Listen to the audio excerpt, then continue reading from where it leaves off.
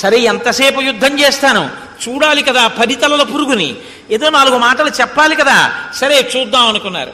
ఈయన్ని పట్టుకున్నారు, కర్రలతో కొడుతున్నారు, తాళ్లతో కట్టారు, ఈడ్చుకుంటూ రావణాసురుడి యొక్క సభామంటపంలోకి తీసుకెళ్లారు.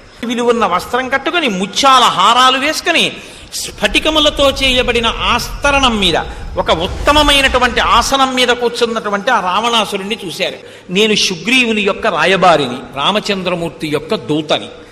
రామచంద్రమూర్తి ఒకసారి చంపేస్తానని ప్రతిజ్ఞ చేసినటువంటి వాణ్ణి రక్షించడం అన్నది మాత్రం ఎవరికీ సాధ్యం కాదు. మండిత విస్ఫులింగ విషమ జ్వలితానల కీలలు వబ్జ గర్భాండము నిండ రామ వసుధాదిపుడేశుడు వజ్ర సాధన ఖండిత పంక్తి కంట కడకంట పురాంతక శైలచాలనొద్దండ బల ప్రచండ పురదండ విఖండన చండకాండముల్. రామచంద్రమూర్తి వచ్చి తన బంగారు కోదండాన్ని నిలబెట్టి అక్షయబాణ తూణీరములలోంచి బాణములు తీసి వింటినారికి సంధించి విడిచిపెడితే తళ్ళు తలమనేటటువంటి మెరుపులతో లంకాపట్టణపు ఆకాశాన్నంతటినీ కమ్మేసి రాక్షస సంహారం చేస్తున్నప్పుడు రావణ నీకు దిక్కన్నవాడెవరు ఉండడు, నిన్నెవ్వడు ఆదుకోలేడు.